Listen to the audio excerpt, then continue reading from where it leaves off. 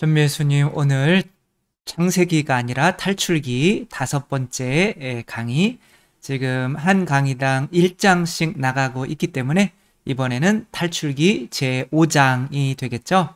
오늘의 주제는 인본주의, 율법주의의 한계, 바로 꺼버리지 마시고 이것이 또 들어보면 또 별거 아니거든요. 근데 또 상당히 중요한 구약에서 신약으로 넘어와야만 하는 그 합당한 이유를 알려주는 장인 거죠. 함께 해보도록 하겠습니다.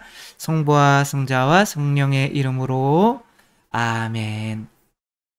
일단 모세가 부르심을 받죠. 모세의 생애는 몇 단계로 나눈다고 그랬어요. 모세의 생애는 첫 번째 단계, 육체적으로 태어난 단계, 그 다음에는 이제 내가 이성적으로 태어나는 또 40년, 그 다음에는 성령으로 이제 태어나는 단계죠.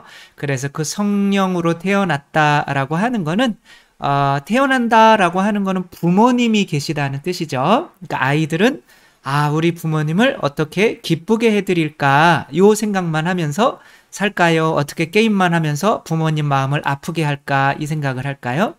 뭔 소릴까요? 도대체 아무튼 그렇게 이제 부모님에 의해서 태어났으면 그 은혜에 감사해서 내가 부모님을 위해서 어떻게 기쁜 일을 해드릴 수 있을까라고 했더니 예수님이 뭐라고 그러는 거예요? 내가 너 사랑한 것처럼 너 자아 죽이고 내 뜻을 따라서 살게 함으로써 인간의 자녀가 아니라 하느님의 자녀로 살 수 있게 이렇게 만들어준 것처럼 너도 가서 사람들의 마음 안에 있는 사람들을 지배하고 있는 이 자아 파라오를 없애버리고 이제 그 사람들을 구해내서 하느님의 성전, 하느님의 자녀들이 되게 만들어라 라고 이렇게 파견을 받는 거죠.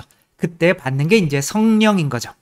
근데 이제 사람들은 도대체 성령이 뭘까? 왜 성령이 있어야만 내가 누군가의 자아를 죽여주고 이길 수 있을까라고 생각하는데 그 성령을 뭔지 또 알려줘야 되니까 그 성령이 바로 우리들이 가서 흘려야 되는 피인 거죠. 그쵸?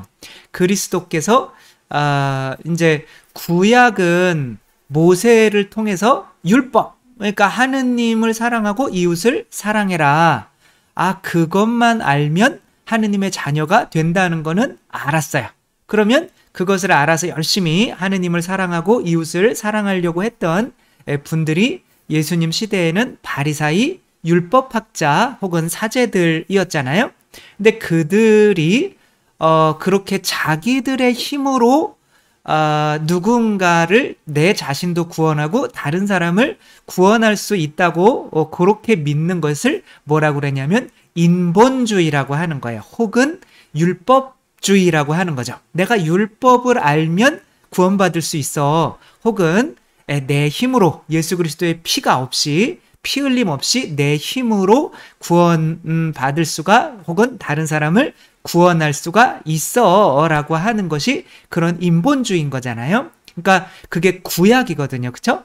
그러니까 구약은 니네가 율법을 알아도 서로 사랑한다는 것을 알아도 너희 힘으로는 절대 안 돼. 그러니까 내 아들이 죽어서 피를 흘려야만 너희들이 그 사랑의 법을 지킬 수가 있는 거야 라는 거를 알려주기 위한 게 구약인 건데 아직도 이스라엘 사람들은 우리는 그 율법을 알으면 내가 할 수 있다고 믿는 거죠. 그게 율법주의, 인본주의인 거죠.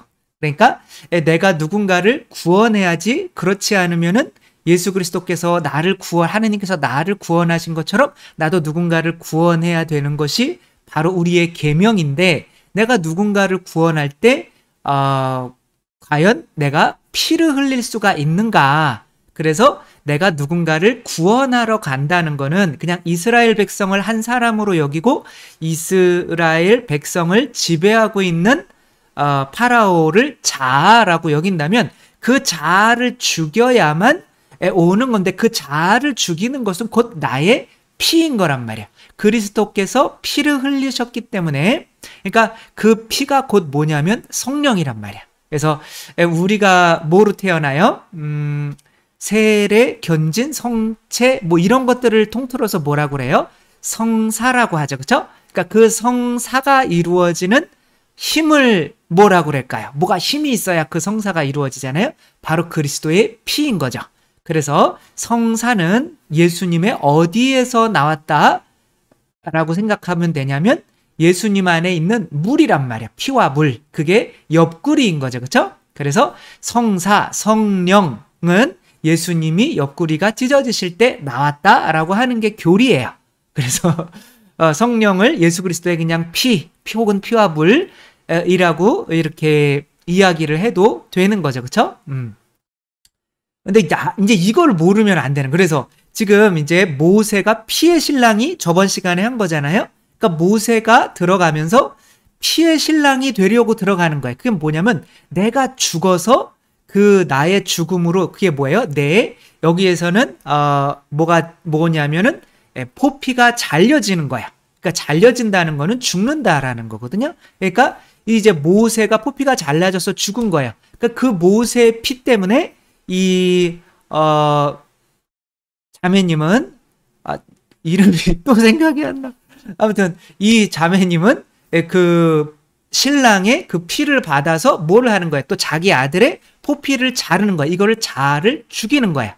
그래서 그 포피를 모세에게 대어줬을 때 모세가 죽지 않는 거죠. 이것을 피의 신랑인 거죠. 그러니까 그리스도께서 이 세상에 오셔가지고 우리가 세례를 받아서 하느님의 자녀로 태어나게 되는데 그 세례를 받을 수 있는 그 힘은 예수님의 옆구리가 찢어진 거죠. 그렇죠? 그러니까 예수님은 죽으신 거예요. 근데 예수님의 죽음이 헛되게 되지 않으려면 그 예수님의 죽음을 통해서 그 교회가 또 어떻게 해야 되는 거예요? 누군가를 우리 자녀를 새로 태어나게 해야 되는 거, 그거를 세례를 주는 거랑 같은 거죠. 그렇죠?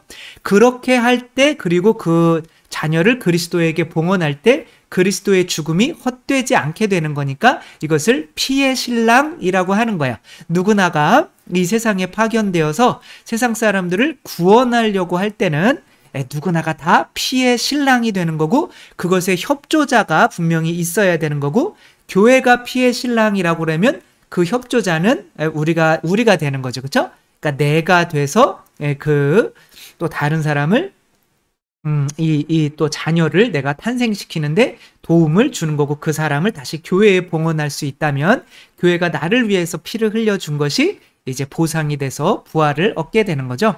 뭐 이태석 신부님도 마찬가지고 다 마찬가지인 거죠. 그렇죠? 이태석 신부님의 부활 그런 영화가 있죠.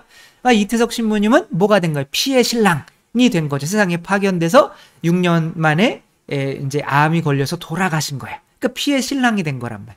근데 그들이 57명이나 되는 사람들이 다시 어떻게 되는 거예요? 다시 이태석 신부님의 자녀들로 태어나서 그들이 다시 이태석 신부님한테 봉헌되게 될 때 이태석 신부님의 죽음이 헛되지 않게 되는 거죠. 그러니까 이태석 신부님은 그 땅에 가서, 수단 땅에 가서 뭐가 된 거예요? 피의 신랑이 된 거죠. 이게 누군가를 구하러 가는 거란 말이에요. 그러니까 성경 자체를 마치 유대인들이 해석하듯이 그냥 모세가 가서 이스라엘 사람들을 구해내오는 그냥 단순한 역사적인 사실로만 보게 된다면 그냥 그것은 유태인식의 해석밖에 안 되고 그것으로 구원을 얻을 수는 없는 거죠. 성경이 구원의 책이 되려면 구원은 뭐를 통해서 되는 거예요? 그리스도의 십자가의 죽음을 통해서 되는 거죠. 그러니까 우리가 이 내용을 우리 자신의 구원 혹은 다른 사람을 구원시키는 책으로 보려면 그게 나에게 그리스도에게서 피를 흘리셔서 피의 신랑이 된 거라는 거를 우리가 여기에서 찾아낼 수가 있어야 되는 거죠. 그렇죠? 그래서 어디서나 그리스도의 피를 찾아낼 수가 없다면, 구원의 피를 찾아내서 그리스도가 아니면 구원이 없구나라는 믿음까지 도달하지 않게 된다면 첫 시간에서도 설명해 드렸듯이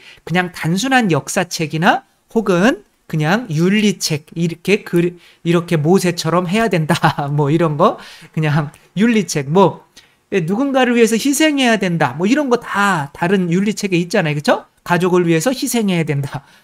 근데 그게 그리스도가 되지 않으면, 그래서 여기서 그리스도를 명확히 찾아내지 않으면 이 성경 내용은 우리에게 그냥 도덕책이나 다름없게 되는 거죠.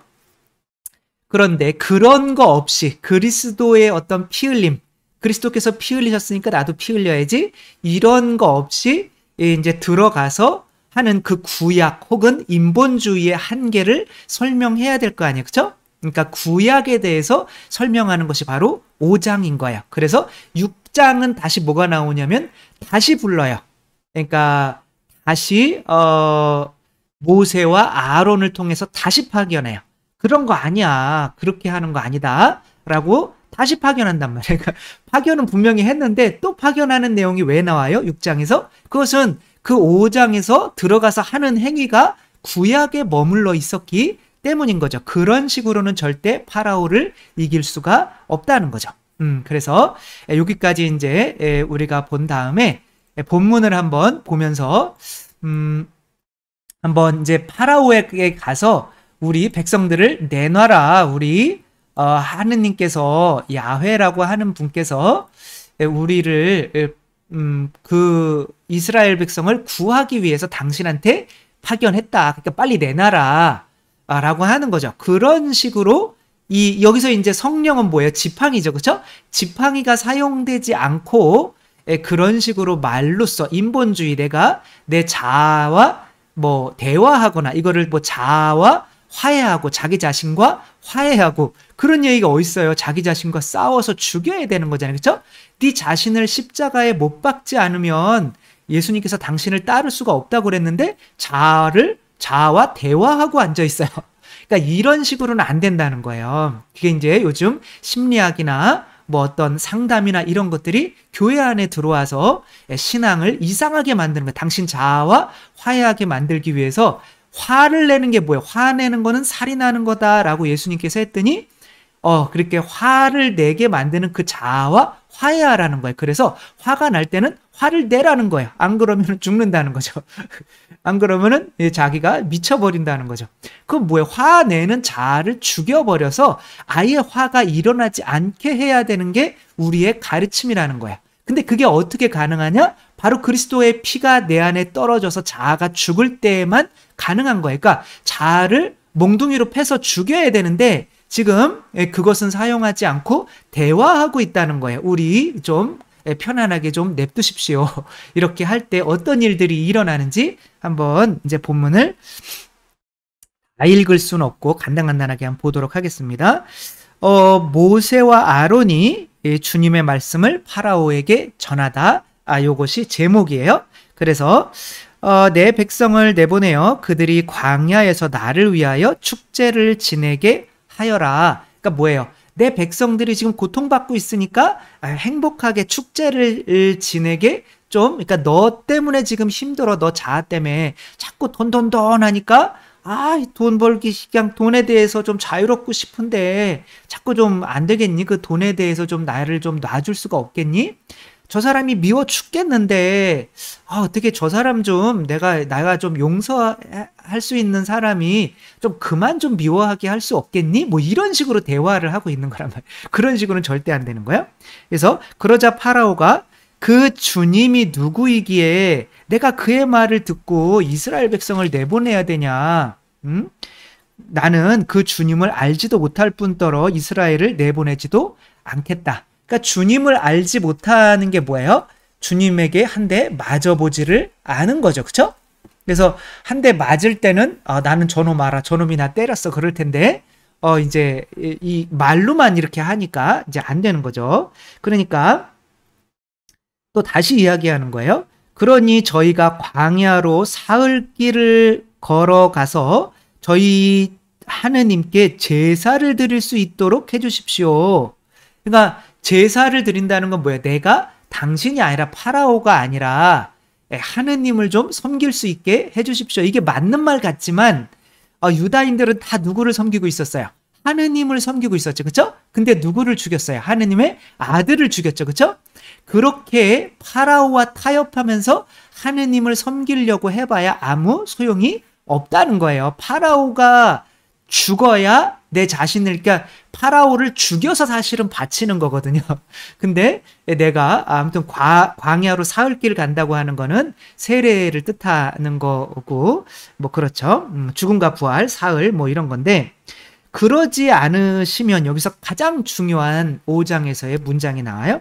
그러지 않으시면 그분께서 흑사병이나 칼로 저희를 덮치실 것입니다. 이게 뭔 헛소리예요? 도대체 저희를 덮치실 것입니다. 그러니까 그 성령의 이거를 주면서 파라오 때려 죽여 라고 보냈더니 지금 파라오와 나를 뭐 하고 있는 거야? 동일시하고 있는 거야. 그러니까 내가 곧 파라오인 거야. 그러니까 그러지 않으면 하느님이 당신도 죽이고 우리도 죽여요. 그럼 큰일 나요. 라고 하고 있는 거야. 그러니까 이 말 자체가 나는 아직도 내 자아와 구별이 되지 않고 있다는 거야. 그러니까 내 자아가 죽으면 나도 죽는다고 생각하는 거야. 돈 좋아하는 마음 죽으면 내가 무슨 재미로 살아? 내가 먹고 마시고 이 쾌락 좋아하지 않으면 내가 무슨 재미로 살아? 그 쾌락을 자아내는 파라오와 내가 한 몸이라고 생각하는 거예요. 나는 집이고 이놈은 내 속에 숨어서 사는 주인 행세를 하는 뱀인데 그 뱀을 나와 동일시하고 있는 거란 말이에요. 또 다른 사람을 막 심판해. 저놈은 나쁜 놈 그러는데 내가 다른 사람보다 잘나거나 인정받지 않으면 내가 무슨 재미로 살아? 이러는 거죠. 그렇죠? 그러니까 내가 당신 때문에 힘들어 죽겠기는 한데 당신이 그만 좀 나 좀 괴롭혔으면 좋겠어요. 그렇지 않으면은 하느님이 우리 다 벌한대요. 뭐 이런 식인 거예요. 이해하시겠죠? 그렇게 했더니 파라오가 헛소리 집어치우고 너희는 그들이 일을 그만두게 하지 말고 너희는 벽돌을 만드는 데 쓰는 짚을 더 이상 예전처럼 저 백성에게 대주지 마라. 그러니까 벽돌이라고 하는 또 상징적인 의미를 해야 되는데 벽돌이라고 하는 거는 그 안에 틈이 없죠. 그렇죠? 그래서 창세기에서 벽돌로 쌓아 올렸던 것이 바로 뭐예요? 파라오 자아의 교만인 거죠. 그게 바벨탑인 거죠. 그리고 바벨이라고 하는 것을 혼돈이라고 하는 거예요. 혼돈은 뭐냐면 내가 하느님께 순종해야 되는데 여전히 파라오에게 순종할 수 있도록 파라오의 권위를 계속 쌓아주는 탑이나 성과 같은 거예요. 그러니까 나는 막 예를 들면 뭐 돈이라고 생각해봐요. 그러니까 파라오를 강하게 만들어주려면 내가 뭐가 되면 돼요? 부자가 되면 되는 거죠. 그렇죠? 그러면 내가 부자로서 다른 사람이 저 사람은 참 부자네요. 그러면 기분이 좋잖아요. 그러면 그 파라오가 기분이 좋은 건데 마치 내가 좋은 것처럼 기뻐하게 만들기 위해서 나랑 파라오랑 구별이 안 되니까 빨리 돈 하는 그런 성을 쌓게 되는 거죠. 그렇게 파라오의 노예 생활하게 되는 건데 이제는 하느님을 알았잖아요. 하느님을 알았으니까 그 계명이 뭐예요? 서로 사랑하라는 거잖아요.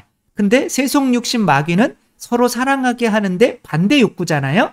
그러니까 세속 육신 마귀를 이제는 죽여야 돼. 내가 파라오가 내가 하느님의 뜻을 따르지 못하게 만드는 거는 알겠는데 그래서 파라오님 제발 나 좀 그런 욕구로부터 좀 자유롭게 좀 해주세요. 라고 했더니 요거 봐라.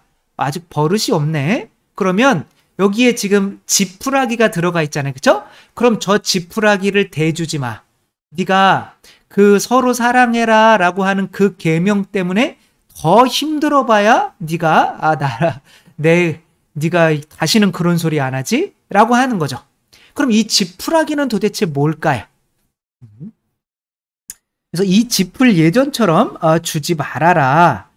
그래서 그자들이 일을 더 힘들게 하여라. 그러면 그들이 일만 하느라 허튼 말에 귀를 기울이지 않게 될 것이다. 그러니까 제가 만약에 어떤 사람이 이제 뭐 하느님을 주님으로 내가 섬겨드려야지 그랬더니 전삼용 신부님 유튜브 채널을 봤더니 11조를 내래요. 그래서 바로 꺼버려요. 그죠? 이거 뭐야? 이거 안 돼. 바로 꺼버렸다가, 왠지 좀 미심쩍어서 자꾸 들어보니까, 에덴 동산에서 하느님을 주님으로 인정하는 거는 내 자아의 욕구, 소유의 욕구를 끊어서 당신이 주님입니다 라는 거를 고백하기 위해서 내가 가진 모든 것이 다 주님 것이지만 그래도 그 상징적인 의미로 10분의 1 선악과만 주님께 바쳐야 된다는 말을 들었어요. 그게 멜키ጼ덱이 빵과 포도주를 바치는 미사와 연결이 되는 거죠. 그렇게 내가 하느님을 주님으로 인정할 수 있을 때 내가 파라오를 섬기지 않고 자아를 섬기지 않고 주님의 뜻만을 섬길 수 있는 준비가 된 사람에게 예수님의 살과 피, 그게 생명나무를 주는 거죠. 그렇죠? 이런 얘기를 들었더니 왠지 일리가 있는 것 같아. 그러니까 이제 11조를 좀 봉헌해 볼까? 근데 11조를 봉헌하기까지는 믿음은 없는 것 같고 그냥 그래서 조금 봉헌한 거죠. 그랬는데 뭐라고 그래? 남편이 점점 우리 집에 돈도 없고 애 키울 돈도 없고 분유값도 없는데 그걸 왜 바치고 있냐고 짜증나게 막 그러며 남편한테 욕먹고 또 진짜 돈이 없어가지고 우리 애기 먹일 분유값도 없어가지고 어떡하지 막 이렇게 힘들고 하게 되는 거야. 그러니까 이런 어정쩡한 상태를 의미하는 거야. 그러니까 지푸라기는 뭐냐면 내가 하느님께 벽돌을 쌓기 위해 주어지는 것들이란 말이에요. 돈도 주어지고 명예도 주어지고 그러니까 뭐 겸손해야 된다고 그러니까 내가 어떤 일을 해냈는데 회사에서 일을 해냈는데 나는 예수님의 법을 따라야지. 그런데 다른 사람이 자아에게 완전히 지배된 사람이 제가 했는데요? 라고 하니까 나는 그래 나는 죽어줘야 돼. 예수님처럼 죽어줘야 돼. 그러는데 진짜 피눈물이 나는 거예요. 내가 여기서 승진을 하면 우리 집이 더 잘 되는데 저 상관이라 그러고 뭐 이렇게 직장에서 상사가 지가 뭐 했다고 하고 라고 지가 칭찬 다 받고 지가 더 승진하고 하니까 내가 여기서 내가 했다라고 하면은 원수가 되는 거잖아요. 그러니까 삶이 더 힘들어지는 거야. 어정쩡한 상태. 삶이 힘들어지는 거야. 아주 그냥 저놈을 죽여버리지 않고 내가 하느님의 뜻만을 따르려고 할 때 이 어정쩡한 상태가 그래 내가 왜 어떻게 하느님의 뜻을 따르겠어 그냥 자아의 뜻대로 다시 한번 가보자 라고 뒤로 돌아오게 되는 거야. 8, 90%는 다 이렇게 포기하게 되는 거죠. 그래서 이제 이렇게 하니까 그러면서 이제 뭐 예전보다 이렇게 어정쩡한 상태로 있으면 완전히 11조를 바치는 것도 아니고 그래서 개신교 신자들이 11조를 완전하게 바친다고 해서 가톨릭 신자보다 못 살까요? 이렇게 돈이 없을까요? 그렇지 않겠죠. 그렇죠? 완전히 바쳐버리니까 하느님께서 그만큼 다 채워주신단 말이에요. 그래서 제가 볼 때는 뭐 따져보지는 않았지만 소득으로 따지자면 개신교 신자들이 가톨릭 신자들을 이렇게 평균적으로 보면 능가할 것을 저는 확신을 합니다. 개신교 신자들이 왜냐하면 11조를 확실히 되기 때문에. 근데 우리는 힘든 거예요. 이도 아니고 저도 아닌 거예요. 그러니까 지푸라기도 못 얻고 그냥 내가 가서 지푸라기도 얻어야 되고 하다가 보니까 너무 신앙생활이 힘들고 어려운 거죠. 그러니까 왜 우리한테 11조 내라고 그러냐고 왜 우리한테 하느님 이렇게 하라고 하냐고 그냥 나는 그냥 주일 미사만 그냥 딱 하고 밖에 나가서 남들처럼 놀고 남들처럼 열심히 사기쳐서 돈 벌고 주일날도 일하고 뭐 아무튼 뭐 이런 식으로 살아가겠다라고 하는 이게 이제 사실 그렇게 되는 거죠. 바리사이 율법학자들처럼 되는 거죠. 그렇죠? 사람 적당히 미워하면서 적당히 거짓말하면서 적당히 돈 좋아하면서 적당히 사람 판단하면서 이제 살아가는 건데 그런 삶이 사실은 더 어렵다고 하는 거죠. 그래서 너희가 만들어야 하는 벽돌 양을 줄여서는 안 된다. 그날 일은 그날로 하여라 하는 말을 듣고 자기들이 공경에 빠진 것을 알았다. 오히려 적당한 신앙생활을 하면 공경에 빠지게 되는 거예요. 그 바리사이 율법학자들처럼. 그 바리사이 율법학자들은 돈 좋아해요. 엄청 좋아해요. 그래서 유대인들이 돈 하지만 또 서로 사랑해라 라고 하는 그 계명을 또 지키기 위해서 적당히 뭐 이렇게 살아가는 건데 남들한테는 나는 하느님의 백성입니다 라고 보이기 위해서 적당히 그렇게 살아가며 이제 그렇게 사는 거죠. 그러며 예수님의 피는 원치 않는 거예요. 왜? 나를 돈 좋아하게 만드는 그 욕구 자체는 버리고 싶지 않은 거예요. 내 안에서 화가 나서 다른 사람을 심판하는 그 욕구 자체는, 그 자아 자체는 버리고 싶지 않은 거죠. 그러니까 사람들이 모세한테 뭐라고 그랬냐면, 당신들은 파라오와 그 신하들이 우리를 역겨워하게 만들어서 우리를 죽이도록 그들 손에 칼을 쥐어 주었어. 이것을 율법이라고 하는 거예요. 그러니까 율법이 내 안에 주어지면 오히려 그들에게는 칼이 되는 거예요. 그래? 그러면은 네가 돈 없이 사는 거 10분의 1 내고 돈 없이 사는 게 얼마나 고통스러운 건지 한번 해봐. 그래야 돈 좋아하는 게 얼마나 기쁨인 걸 알지. 라고 하면 그들에게 칼이 주어지는 거예요. 율법이 주어지는 거라면. 네, 그러니까 그리스도의 피 없이 율법만 주어지는 게 얼마나 어리석은 것인가를 알아서 이제 신약, 내 피가 아니면 너희는 구원될 수가 없어. 그러니까 예수님의 피가 뭐예요? 바로 파라오가 죽인 분이 바로 나를 위해서 돌아가신 예수 그리스도라는 것을 깨닫고 이 파라오를 원수로 여기게 돼서 그 작대기로 파라오의 머리를 계속 치는 게 바로 이제 신약인 거죠. 이제 너는 내가 파라오에게 어떻게 하는지 보게 될 것이다. 그러니까 모세가 도대체 어떻게 하란 말입니까? 라고 하니까 이제 너는 내가 파라오에게 어떻게 하는지 보게 될 것이다. 정녕 그는 강한 손에 밀려 그들을 내보낼 것이다. 강한 손에 밀려 그가 자기 땅에서 그들을 내쫓을 것이다. 그래서 성경에서 하느님의 손, 강한 손, 뭐 손가락 그러면 다 뭐를 상징한다? 성령을 상징한다고 보시면 되는 거죠. 그래서 이제 정리하자면 율법주의의 한계는 뭐냐면 영어는 내가 말하건대 사람은 율법에 의해서가 아니라 율법에 의한 행위에 의해서가 아니라 믿음에 의해서 의롭게 된다라는 뜻인 거야. 그러니까 율법으로 서로 사랑해야 돼. 이 율법을 아무리 전해줘 봐야 소용이 있다 없다? 없다. 서로 사랑하라 라고 하는 율법은 뭐 하버드대 75년 동안 종단 연구를 한 거를 통해서도 행복은 결국에는 사랑이다. 끝. 뭐 이런 거예요. 그러니까 사랑에 대해서 이야기하는 게 우리 뭐 성경에만 있는 게 아니라 모든 도덕책에서 윤리책에서 다 사랑에 대해서 이야기를 한단 말이에요. 그러니까 우리가 성경 가지고 결국에는 사랑해야 되는 거구나 이렇게 끝나버리면 그냥 도덕책이나 다름없는 거란 말이에요. 그 사랑이 예수 그리스도의 피가 떨어져서 자아를 죽이지 않는 이상은 그 사랑은 실천될 수 없는 거라는 거를 깨닫는 게 바로 구약이란 말이에요. 근데 그거를 깨닫지 못하고 복음을 전하게 되는 사람들은 계속 사랑하면 돼. 사랑하면 성당 나오면 사랑할 수 있어. 뭐 이렇게 되는 거죠. 그 분홍글씨라고 하는 게 있어요. 분홍글씨라고 하는 작품이 있죠. 그렇죠? 그 작품이 뭐냐면 요 여자가 지금 교수대에 서가지고 지금 A자, 어벤져스의 A자 아니에요. 이 A자는 뭐냐면 adultery이라고 하는 그 가늠한 사람이란 뜻인 거예요. 나는 가늠한 사람이다.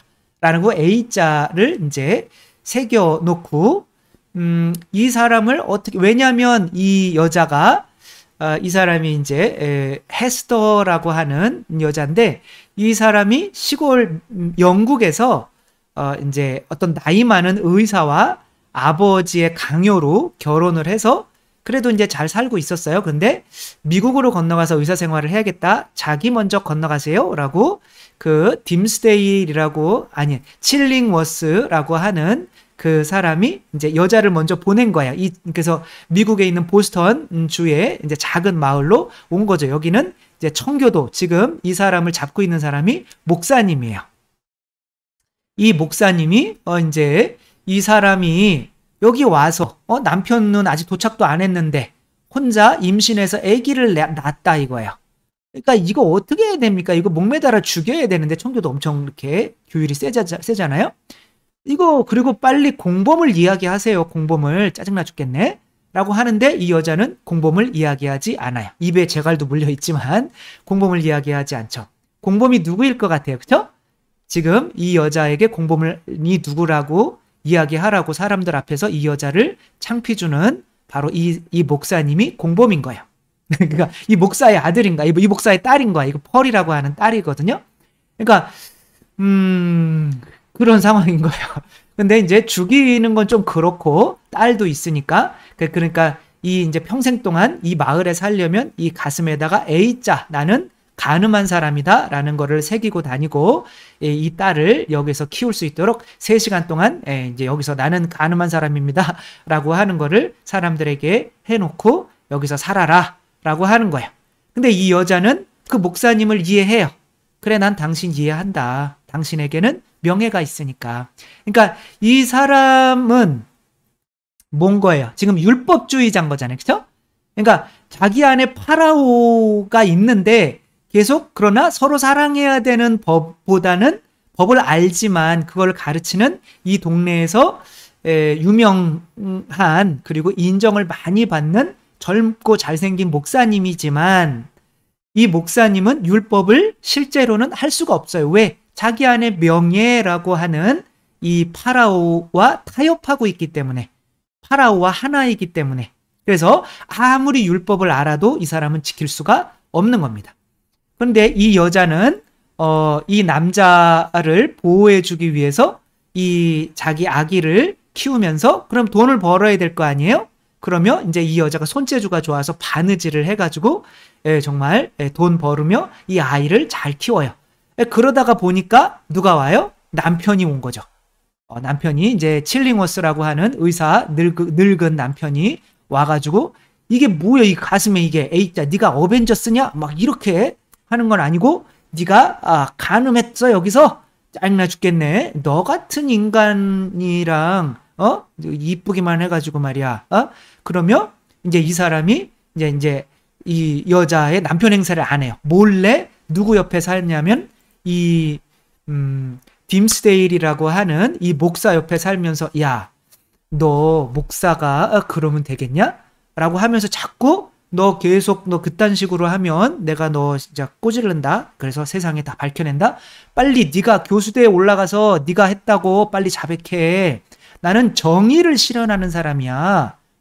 정의 없이는 못 살아. 라고 하는 거죠. 지가 늦게 와놓고 몇 년 동안 안 와놓고 그 놈도 똑같은 놈인 거죠. 그렇죠? 자기가 정의라고 하는 것을 실행하면서 율법주의자인 거죠. 원칙주의자인 거죠. 여기서 예수님은 누구밖에 없냐면 이 헤스터 한 사람밖에 없어요. 이 여자 한 사람밖에 없어요. 그러니까 이 A가 사실 빨간 글씨가 뭐예요? 예수님의 피인 거예요. 나는 너희들 위해서 지금 피 흘리고 있는 거야. 지금 이 애기 하나 살리려고. 그러니까 이 남자가 7년 동안 그런 그 칠링워스의 그런 위협에 너무 막 그렇게 위협하니까 엄청 두렵잖아요. 그렇죠? 이렇게 살아가는 게 너무 힘든 거예요. 결국에 7년 만에, 7년은 뭐야? 새로 태어난다는 거잖아요. 그렇죠? 그래서 7년 만에 이제 몸이 다 죽어가지고 이 위에 올라와서 마지막 설교를 하고 이 헤스터의 딸 펄은 바로 내 딸입니다. 지금까지 그거를 숨겨왔습니다. 그리고 마지막 설교를 하고 여기서 죽어요. 그러니까 이 사람에게 솔직하게 자기 자신을 풀어줄 수 있는 사랑을 실천할 수 있게 만들어준 여자가 누구예요? 헤스더인 거지. 그렇죠? 헤스더의 피, 7년 동안의 그 피, 그 이 사람을 감싸주기 위해서 내가 흘렸던 그 피가 이 사람 가슴에 떨어져서 왜 내가 사랑하는 사람을 이렇게 아프게 했을까? 그거는 바로 내 안에 있는 이 자아, 파라오 때문이었구나 라는 거를 깨닫게 만들어서 죽게 자기가 고백하고 이렇게 실제로 사랑을 실천할 수 있게 자아를 죽인 것은 바로 이 헤스더의 피 때문인 거죠. 그렇죠? 그래서 이 헤스더의 피가 없으면 바로 우리는 그러니까 예수님의 강한 손, 하느님의 강한 손, 그게 바로 피인 거죠. 성령인 거죠. 그 성령이 내 안에 떨어지지 않으면 내가 예수 그리스도를 못 박은 게 바로 나 자신이라는 거를 내가 깨닫지 못한다면 나는 이렇게 할 수가 없는 거죠. 나는 그러니까 나 자신으로부터 파라오로부터 벗어날 수도 없고 다른 사람을 벗어나게 해줄 수도 없는 거죠. 사회에 불만이 많아서 이게 소매치기만 하던 놈이 엄마가 이제 동생한테 아프다고 엄마가 이렇게 병원에 입원했다 한번 보러 오라 그랬는데 에휴 뭐 엄마 낫겠지 그러며 병원에서 담배만 피다가 가다가 어떤 여자가 이제 가방에 돈 주머니가 이렇게 있는 게 보이는 거예요. 그래서 그걸 또 소매치기 해서 막 놀았는데 또 동생한테 또 전화가 온 거죠. 형 엄마 돌아가셔서 빨리 와. 엄마가 왜 돌아가셨어? 수술비가 없어서 그 시기를 놓쳐가지고 내가 이래서 내가 소매치기 하면서 살 수밖에 없는 거야. 어떻게 나라가 말이야? 돈 없다고 사람을 죽이니? 형은 뭘 잘났다고 나랑 결혼하려고 하는 여자가 결혼 자금 찾아오다가 소매치기 당해서 수술 못하게 된 거야. 라고 하니까 덜컥 내려앉은 거죠. 결국엔 내가 죽인 게 누구? 내가 엄마를 죽인 거죠. 그렇죠? 그렇게 될 때는 내가 다른 사람을 심판하거나 판단할 수가 없는 거죠. 내가 죄인이 되는 거죠. 그때 자아가 죽는 거죠. 누군가의 피가 나에게 떨어지지 않을 때 내가 그리스도를 죽인 거구나. 그게 떨어지지 않을 때는 파라오는 죽지 않는 거죠. 그러니까 그 피가 그 성령이 필요함을 깨닫지 못한 상태로는 누구도 구원할 수 없다. 그래서 다시 불림을 받는 게 이제 6장이 되는 거죠. 그래서 파라오는 지금은 이 베드로는 그냥 그 누구만 미워했느냐면 저기만 미워했어요. 그 유다만. 유다 이놈 나쁜 놈 죽여야지. 근데 유다 한 번 배반하는데 자기는 3번 배반했어요. 그래서 결국에는 예수님을 죽인 건 유다가 아니라 바로 내 안에 있는 자아였구나. 나는 당신 절대 배신하지 않습니다. 그런데 배신했어요. 왜? 자기가 살려고. 자아가 살려고. 그게 바로 내 자아 때문에 예수님 죽였구나라는 걸 깨달을 줄 아는 사람만이 교회에서 누군가를 해방시켜 줄 수 있는 피의 신랑이 될 수가 있다는 거는 거죠. 그렇죠? 나는 파라오를 그리스도를 죽인 살인자로 보고 분노로 파라오와 싸울 수가 있게 될 때 나중에는 어떻게 돼요? 파라오의 아들을 죽이는 거예요. 맏아들을. 그러니까 파라오를 죽였다는 뜻이에요. 그러니까 모세가 내가 피의 신랑이 된다는 거는 내가 자아를 혹은 내가 피를 흘려서 다른 사람이 나에게 뭐 어떤 박보영 목사님도 그랬잖아요. 그쵸? 여자아이 자기가 키우는 여자아이가 이거는 목사님 아들이에요. 목사님 애예요. 라고 하니까 선생님들이 저런 썩을 목사가 있나 막 그러고 있는데 이제 그러면서 그걸 다 들으면서도 다 참아주는 거예요. 그러면 나중에 그렇게 목사님이 날 위해서 이제 막 나중에 막 조사까지 경찰까지 막 오고 막 그렇게 되니까 죄송합니다. 제가 가출해서 아는 오빠와 생긴 아이입니다. 이렇게 하게 되는 거죠. 그러니까 목사님은 아무 얘기도 안 해. 그러니까 자기가 다 피를 흘려주는 거예요. 얘 때문에. 그 피 때문에 얘 자아가 파라오로부터 구원하는 것을 바로 피의 신랑이 된다는 거라는 거죠. 그렇죠? 또 오늘은 여기까지. 바로 5장은 피의 신랑이 되기 위해서는 내 피로 자아라고 하는 내 안에 파라오 다른 사람의 그러니까 내 피는 바로 그리스도의 피로 죽는 거죠. 그리고 내가 또 그 피를 흘려서 또 다른 사람의 파라오를 죽여주는 것이 바로 피의 신랑이 되게 된다는 거. 어정쩡하게 말로만 자아 나쁜 놈 자아로부터 벗어나야 된다 뭐 자아와 화해해야 된다 뭐 이런 식이면 삶이 더 어렵게 된다는 거 또 생각하며 우리도 확실한 또 피의 신랑이 될 수 있었으면 좋겠습니다. 주님께서 여러분과 함께 전능하신 천주 성부와 성자와 성령께서는 여기 모인 모든 이에게 축복을 내리시어 길이 머물게 하소서. 주님과 함께 가서 복음을 전합시다. 하느님 감사합니다. 성부와 성자와 성령의 이름으로 아멘. 감사합니다. 사랑합니다.